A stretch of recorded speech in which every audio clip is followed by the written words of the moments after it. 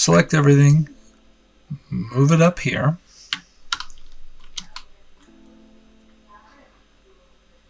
Go to Add Mesh Cube.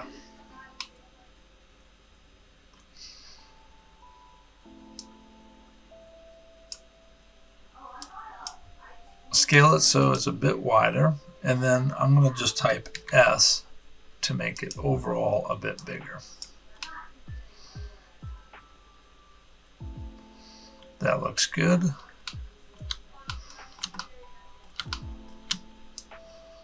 I'll select all of these and move them in front.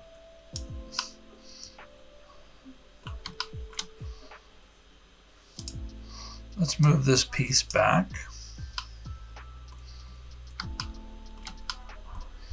And we'll go to edit mode. We're going to grab this loop cut here. And this time we'll click in a few different places. Then, grabbing the selection tool, go to plane selection.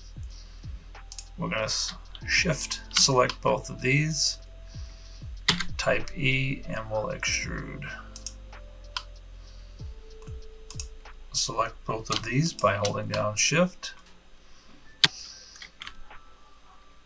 type E and extrude, type E, extrude, type E, type E, type E, type E.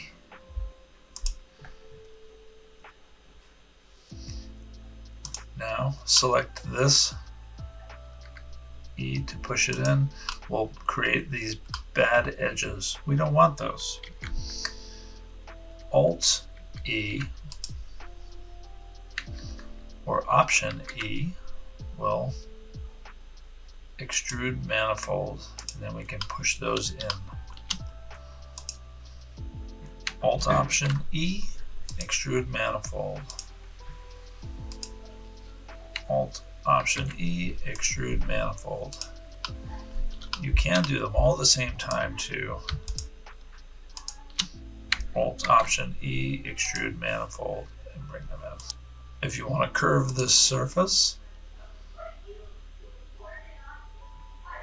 we can add a loop cut.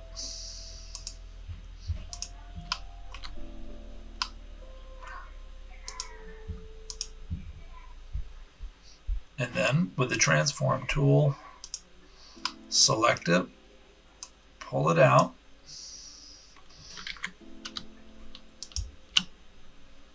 pull it out.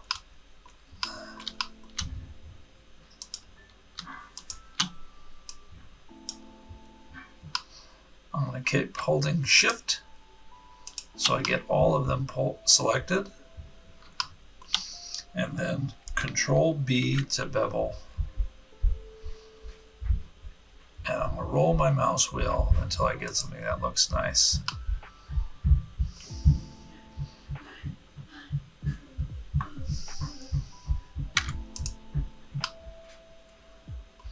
This is a really basic sword, and you can add a lot more detail by using all of these tools that you've learned today to make this more interesting.